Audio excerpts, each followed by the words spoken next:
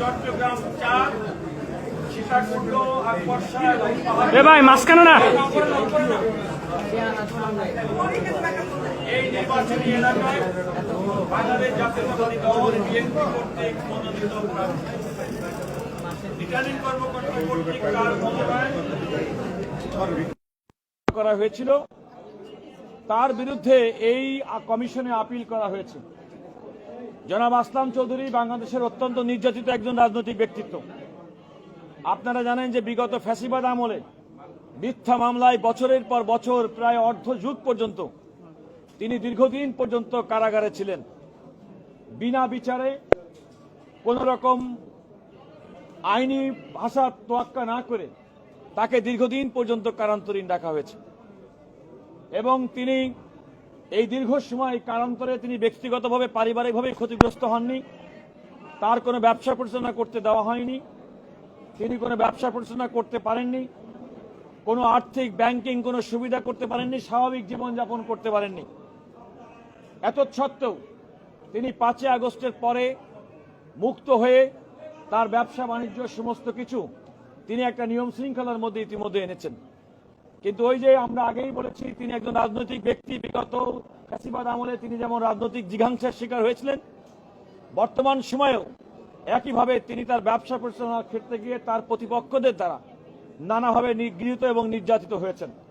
এবং আমি মনে করি নির্বাচন কমিশনে তার প্রার্থিতা বৈধতার বিরুদ্ধে আনা এই আপিলটি তার অন্যতম উদাহরণ।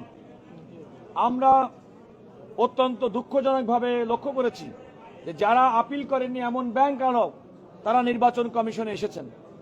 তবে আমরা কমিশনকে ধন্যবাদ জানাই যে কমিশন তাদের প্রত্যেকের বক্তব্য শুনেছেন এবং প্রত্যেকের বক্তব্য শুনে জনাব আসলাম চৌধুরীর পক্ষ থেকে আমাদের যে বক্তব্য সেটা সন্তুষ্ট হয়ে তার প্রার্থিতাকে বৈধতা দিয়েছেন চূড়ান্তভাবে। এখন বলা যায় ত্রয়োদশ জাতীয় সংসদ নির্বাচন, যেটি আগামী 12 ফেব্রুয়ারি 2026 অনুষ্ঠিত হবে, সেই আসনে বিএনপির মনোনীত প্রার্থী জনাব লায়ন আসলাম চৌধুরী তার ধানের শীষ নিয়ে প্রতীকে নির্বাচন করার ক্ষেত্রে আর কোনো আইনি বাধা নেই। দেখুন, ট্রাস্ট ব্যাংকের সঙ্গে বাংলাদেশে যে কোনো মানুষ ব্যবসা করে, সেই ব্যবসার সঙ্গে সঙ্গে বিভিন্ন সময় বাংলাদেশ ব্যাংক নানা বিবেচনায় বিভিন্ন ব্যক্তিকে আর্থিক নীতি নৈতিকতা সহায়তা দিয়ে থাকেন। তিনি সেই বাংলাদেশ ব্যাংকের সেরকম একটি সহায়তার মধ্য দিয়ে তিনি আলটিমেটলি তিনি তার একজন ঋণ গ্রহীতা হিসেবে তার প্রতি যে দায়ী তিনি সে দায়ীটি মোচন করছেন। এখানে আপনি যেমনটি বললেন কত টাকা দায়ী, এটা কিন্তু খোলা চোখে বলা যাবে না। পত্রিকা এবং মিডিয়াতে একজন ব্যক্তিকে 100,000 কোটি টাকার হিসেব দেওয়া হলেও আজকে আপনারা কমিশনে ছিলেন, দেখেছেন বিভিন্ন ব্যাংক থেকে ওনাকে যে সমস্ত কথা টাকার অঙ্কের কথা বলে দাবি করা হয়েছে তার কোনোটাই কিন্তু তিনি ঋণ গ্রহণ করেননি। ওই সমস্ত তিনি একজন গ্যারান্টার মাত্র।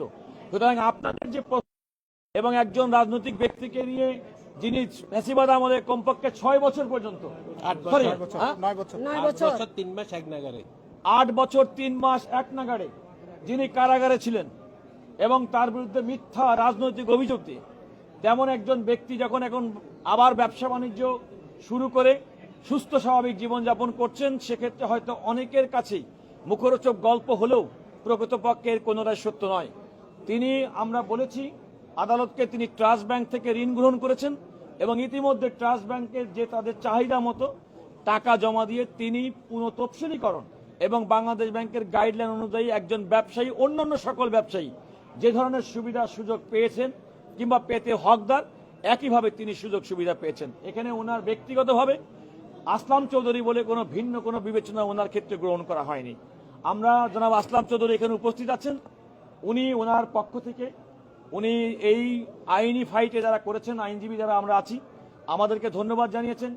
একই সঙ্গে চট্টগ্রাম 4 তার নির্বাচনী এলাকার জনগণের প্রতি উনি শুভকামনা জানিয়েছেন, তাদেরকে ধন্যবাদ জানিয়েছেন এবং উনি এও বলেছেন যে আগামী 21শে জানুয়ারি থেকে যখন আনুষ্ঠানিকভাবে নির্বাচনী প্রচারণা শুরু হবেন তিনি সে সময় তাদের সঙ্গে গিয়ে তার আনুষ্ঠানিক নির্বাচনী রাজনৈতিক প্রচারণা শুরু করবেন। সবাইকে ধন্যবাদ।